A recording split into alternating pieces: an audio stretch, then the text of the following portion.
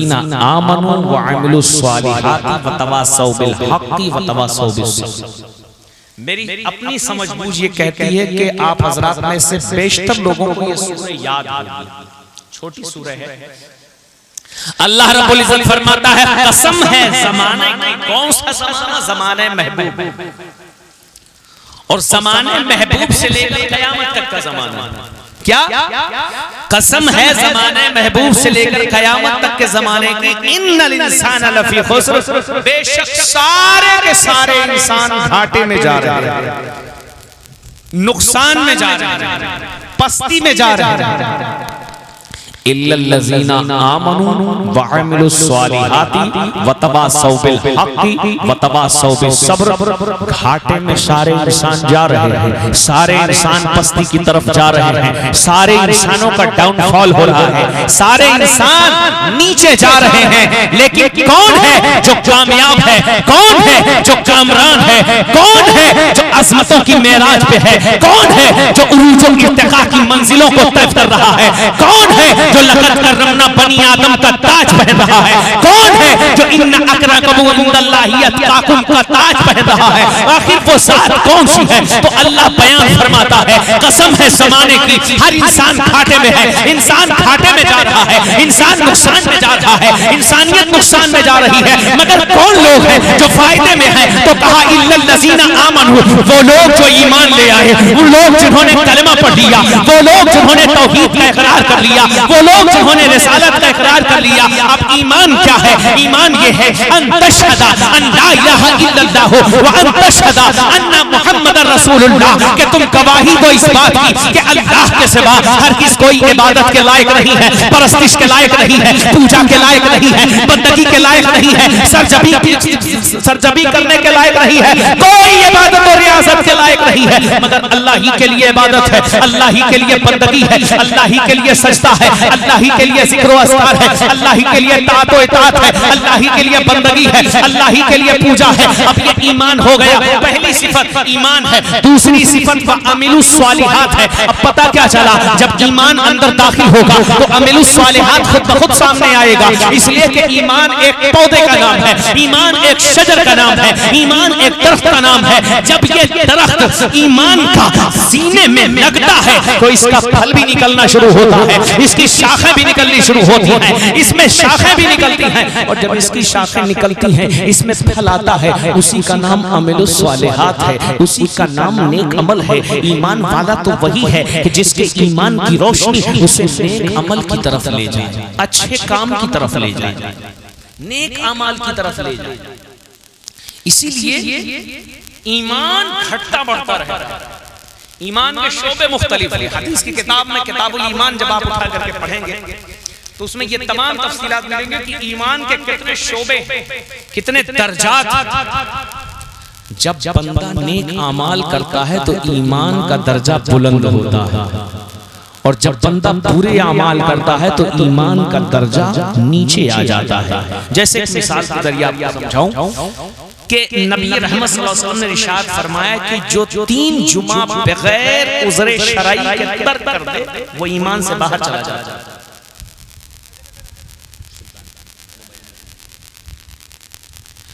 जो 3 जुमा चांद पूछकर छोड़ दे बगैर किसी उज़्र शरई के, वो ईमान से बाहर हो जाता है। शराबी जब शराब पीता होता है, शराब के नशे में होता है, तो उसका ईमान उसके सर के ऊपर आ जाता है। ज़ानी जब ज़िना की हालत में होता है तो उसका ईमान निकलकर उसके सर पर मंडलाने लगता है। तो पता क्या चला? गुनाह करने से ईमान पस्ती में जाता है और नेक अमल करने से ईमान उरूज में जाता है। अब किसी को कैसे पहचाने कि इसका ईमान कामिल है, ईमान अकमल है, ईमान मुकम्मल है? अब अगर सच्चा ईमान वाला है तो नेक अमल की तरफ जाएगा, अच्छे अमल की तरफ जाएगा। कोई किसी का चेहरा देखकर नहीं समझ सकता कि ये चोर है, कि डाकू है, कि शराबी है, कि ज़ानी है, कि बदकार है, कि अय्यार है, कि मक्कार है। उसका फेल बताता है, उसका किरदार बताता है, उसका अखलाक बताता है कि वो कैसा है। अल्लाह हू अकबर कबीरा। चोर जब चोरी को अंजाम देता है दुनिया जान लेती है कि ये चोर है। जब डाकू डाका डालता है दुनिया जान लेती है कि ये डाकू है। इसी तरह जब ईमान का पौधा समरदार होता है, फलदार होता है, तो अमीनुस सालिहात की तरफ आता है और बंदा खुद ब खुद जान लेता है कि ईमान कामिल हो रहा है। क्या बात, सुभान अल्लाह, माशाअल्लाह, ईमान कामिल हो रहा है। और अब ये कितनी चीजें हो गई? 2 चीजें, और इसमें जिक्र कितने का है? 4 चीजों का। इमाम राजी रहमतुल्लाह ताला अलैह बहुत बड़े अहले सुन्नत के मुफस्सिर गुजरे हैं। फरमाते हैं कि अगर पूरा कुरान किसी तौर पर हम तक ना भी पहुंच पाया होता, खाली ये सूरत पहुंच जाती, तो पूरे कुरान की जामियत इसमें मौजूद। ये तो अल्लाह का एहसान है कि हमें पूरा कुरान मुकम्मल मिल गया। का कुरान अगर किसी वजह से हम तक मुकम्मल ना पहुंच पाया होता, खाली ये सूरत मिल गई होती, ये पूरे कुरान का खुलासा और निचोड़ है। अब आगे अल्लाह क्या कहता है? वतवासौ बिल हक़, और ईमान वाले और अमल सालेह की पहचान ये है, एक दूसरे को हक की तलकीन करते हैं, हक की तरफ बुलाते हैं, नेक रास्ते की तरफ बुलाते हैं, खैर की तरफ बुलाते हैं। गोया इसका तर्जुमा यूं कर ले, वो लोग जो दाई हक होते हैं, वतवासौ बिस्सब्र, और एक दूसरे को सब्र की तलकीन करते हैं, सब्र के बारे में बताते हैं। जब ईमान के रास्ते पर चलने लगोगे ना, आजमाइशें बहुत आएंगी, इम्तिहानात बहुत होंगे, इसलिए अल्लाह ने इसके साथ जोड़ दिया वतवासौ बिस्सब्र, एक दूसरे को सब्र की तलकीन करते रहना। क्यों करते रहना? वबश्शिरिस साबिरीन, इसलिए कि सब्र करने वालों के साथ अल्लाह, बहुत खूब, सब्र करने वालों के साथ अल्लाह है। इन्नल्लाह मअस साबिरीन, बेशक अल्लाह सब्र करने वालों के साथ, बेशक बेशक, एक दूसरे को सब्र की तलकीन करते रहना। हुजूर सैयदना सरकार गौसे आज़म शेख अब्दुल कादिर जिलानी बगदादी रज़ियल्लाहु ताला के हवाले से कुछ गुफ्तगू करूं। आपने फरमाया कोई बंदा उस वक्त तक कामिल मोमिन नहीं बनता जब तक कि उसके अंदर 12 सिफतें ना आ जाए। कितनी? बोल, जोर जोर से बोलते हैं। 12 सिफतें जब तक उसके अंदर न पैदा हो जाए। कौन सी 12 सिफतें? फरमाते हैं 2 सिफतें अल्लाह वाली। वो कौन सी है? सिफते सत्तार और सिफते गफ्फार। ये बंदा अपने अंदर पैदा करे। क्या? सिफते सत्तार और सिफते गफ्फार, 2 सिफतें रसूलुल्लाह वाली, सिफते रफीक और सिफते शफीक, 2 सिफतें हजरत अबू बकर रज़ियल्लाहु ताला अन्हु, सादिक होना, मुतसद्दिक होना। 2 सिफतें हजरत उमर फारूक रज़ियल्लाहु ताला अन्हु, अम्र बिल मारूफ होना, नही अनिल मुनकर होना। अच्छा, एक चीज ध्यान में रखिएगा, जितनी बातें बता रहा हूँ कोई बात छोड़ के नहीं जाऊंगा जब तक समझा नहीं दूंगा एक एक बात को, इंशाअल्लाह। आप सोचिए कोई भारी कलाम हो, एकदम कल्लमुन्नास अला क़द्रि उक़ूलिहिम के तहत गुफ्तगू करूंगा, जिस लबो लहजे में आप समझेंगे इंशाअल्लाह समझाने की कोशिश करूंगा। अम्र बिल मारूफ नही अनिल मुनकर, 2 सिफतें हजरत उस्मान गनी वाली, सुभान अल्लाह बोलते रहे। 2 सिफतें हजरत उस्मान गनी वाली, कौन सी? दिन में सखावत करना, रात में अल्लाह की बारगाह में क़याम करना। 2 सिफतें मौला अली मुश्किल कुशा शेर खुदा हैदर कर्रार मौला अली रज़ियल्लाहु ताला अन्हु। कौन सी 2 सिफतें? इल्म की गहराई और मैदान में शुजाअत। इल्म की गहराई और मैदान में शुजाअत। कितना हो गया? कंप्लीट हो गया? छूटा तो नहीं कुछ? 2 सिफतें अल्लाह वाली, सिफते सत्तार और सिफते गफ्फार, यानी बंदों के ऐबों को ढांपना, बंदों के ऐबों को छुपाना, एक दूसरे के ऐबों की पर्दा पोशी करना, एक दूसरे के ऐबों को ढांकना अल्लाह की सिफत ये है। अल्लाह जानता है कि तू झूठ बोल रहा है, अल्लाह जानता है कि तू सरसबाजी कर रहा है, अल्लाह जानता है कि तू जमीन दबाए हुआ है, अल्लाह जानता है कि तू सोने चांदी पर हाथ फेर रहा है, अल्लाह जानता है कि तू अंधेरे में तारीकियों में शराब की बोतलें पीता है, अल्लाह जानता है कि तू बदनिगाही करता है, अल्लाह जानता है तू बदअमली करता है, अल्लाह जानता है तू माँ बाप की नाफरमानी करता है, अल्लाह जानता है तू पड़ोसी के हुकूक अदा नहीं करता है, अल्लाह जानता है तू बीवी बच्चों के हुकूक अदा नहीं करता है, अल्लाह जानता है तू मुआशरे में दोस्त अहबाब के हुकूक अदा नहीं करता है, अल्लाह जानता है तू उस्ताद का एहतराम नहीं करता है, अल्लाह जानता है तू माँ बाप का एहतराम नहीं करता है, मगर सरसारियत का पर्दा है, उस पर इतना पर्दा है, इतना पर्दा है कि हर एक को को दूसरे के ऐब की खबर नहीं, एक चोर को दूसरे चोर के बारे में मालूम नहीं, एक डाकू को दूसरे डाकू के बारे में मालूम नहीं, एक शरीफ को दूसरे के बारे में मालूम नहीं, किसी को किसी के बारे में नॉलेज नहीं है, किसके अंदर कितना ऐब है, किसके अंदर कितनी कमी है, किसके अंदर कितनी बुराई है, वो उसकी इज्जत कर रहा है, वो उसकी इज्जत कर रहा है, वो उसका एहतराम कर रहा है, वो उसका एहतराम कर रहा है। एक सत्तारियत के पर्दे ने पूरी दुनिया की आबरू बचा रखी है। कसम खुदा की, अगर रब का ये सत्तारियत का पर्दा हट जाए, इंसान इंसान का चेहरा देखना गवारा नहीं करेगा, इंसान इंसान के साथ बैठना गवारा नहीं करेगा, इंसान इंसान के साथ खाना पीना गवारा नहीं करेगा, इंसान इंसान के साथ चलना फिरना गवारा नहीं करेगा। एक सत्तारियत के पर्दे ने एक दूसरे का एहतराम बचा रखा है, एक दूसरे की लाज बचा रखी है, एक दूसरे का एहतराम बचा रखा है। हम एक दूसरे का अदब भी कर रहे हैं, एहतराम भी कर रहे हैं, ताज़ीम भी कर रहे हैं, इज्जत कर रहे हैं कि एक दूसरे के ऐबों से बेखबर। नारे तकबीर, नारे रिसालत, अल्लामा मौलाना हसनैन वारसी साहब किबला, नारे हैदरी, माशाअल्लाह। सत्तारियत का पर्दा मैं आज समझा के जाऊंगा विलायत से जुड़ना क्यों जरूरी है, औलिया अल्लाह से जुड़ने में क्या फायदा है। जमाना बहुत मॉडर्न हो गया, लोग कहने लगे औलिया अल्लाह की बारगाह में क्यों जाते हो, वहां क्या मिलता है।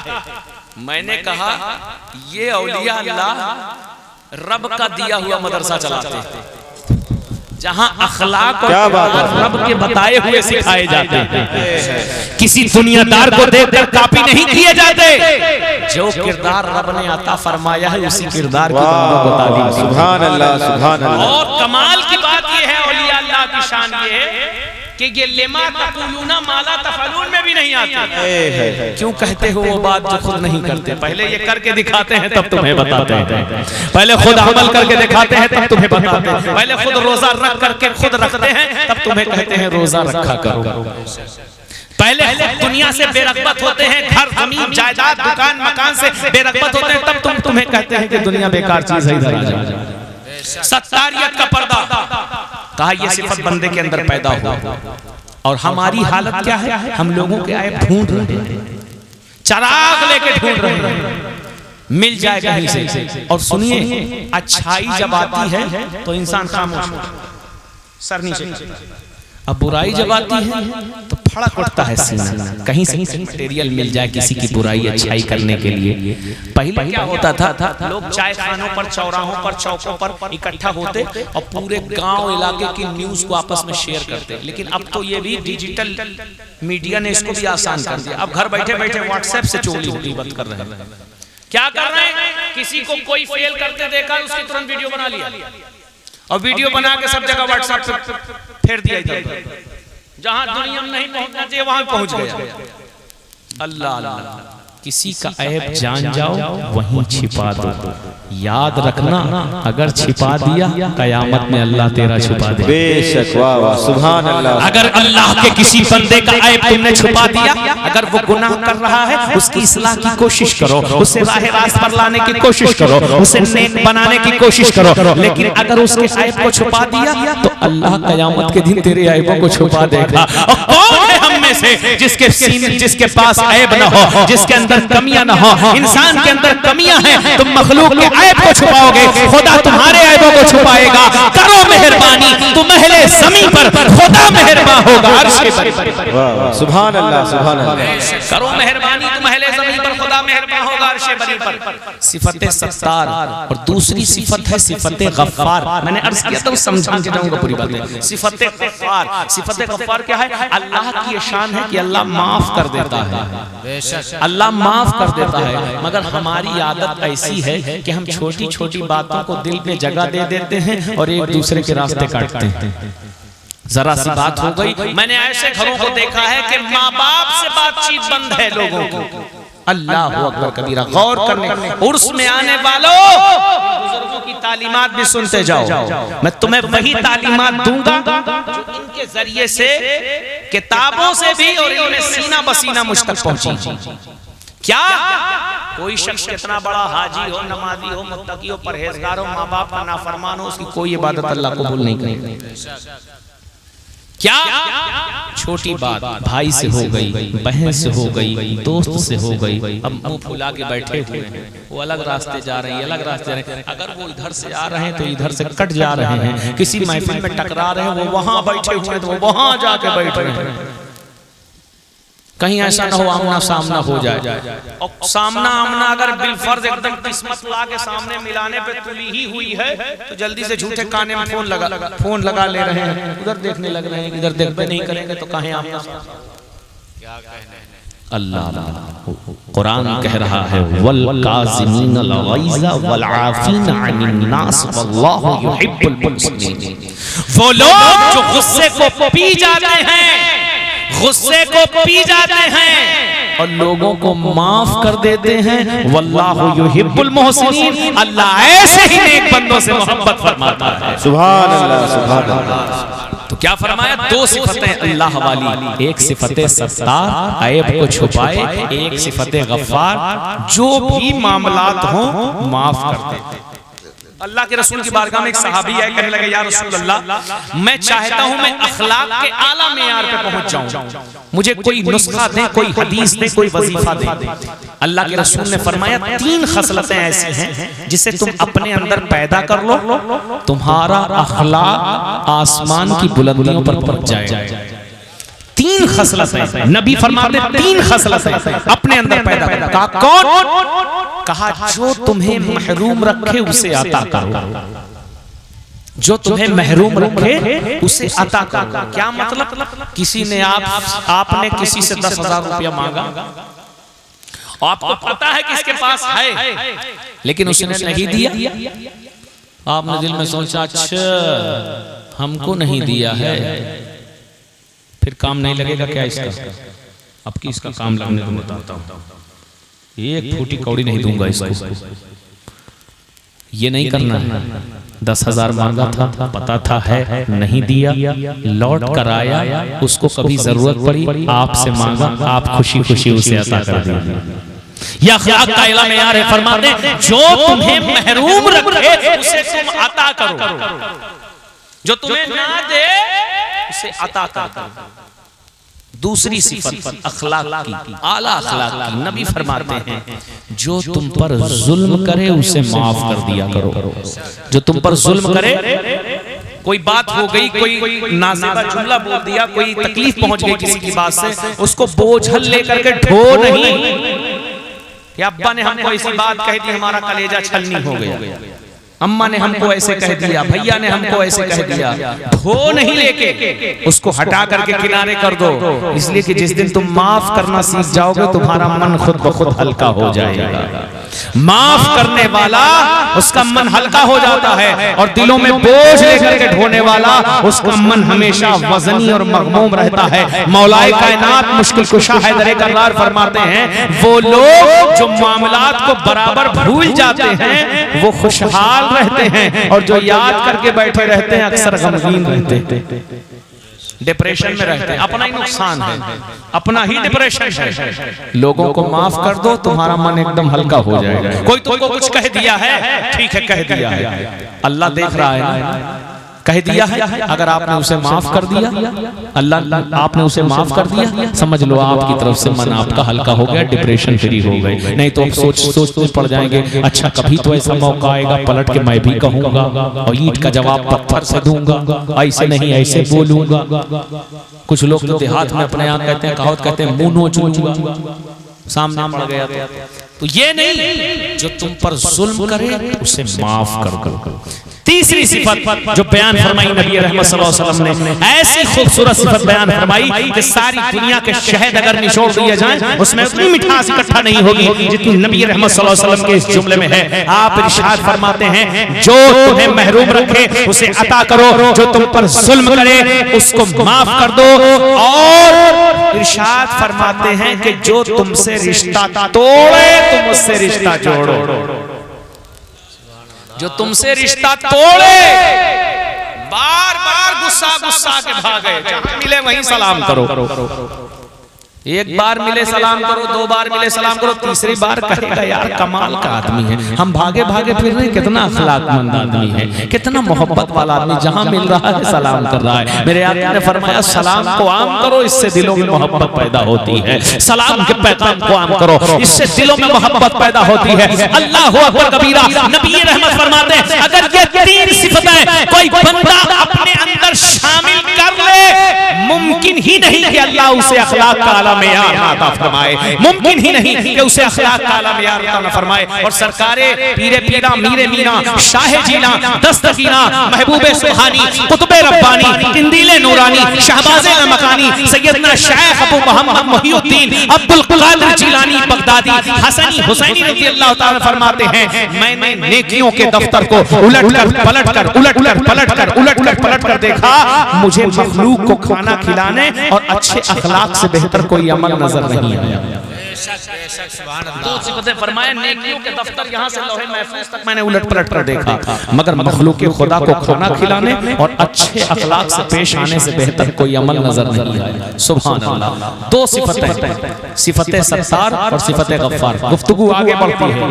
2 सिफतें रसूलुल्लाह की वाली, रफीक होना, शफीक होना, दोस्ताना मरासिम पैदा करना।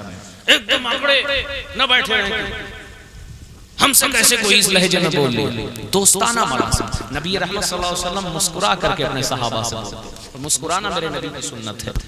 अखलाक से पेश आए, अपना हो, गैर हो, बच्चा हो, बूढ़ा हो, जवान हो, मर्द हो, औरत हो, सबसे अखलाक से पेश आए। अल्लाहु अकबर। रफीक होना और शफकत तो इतनी थी कि आपको मैं क्या बताऊं, इतनी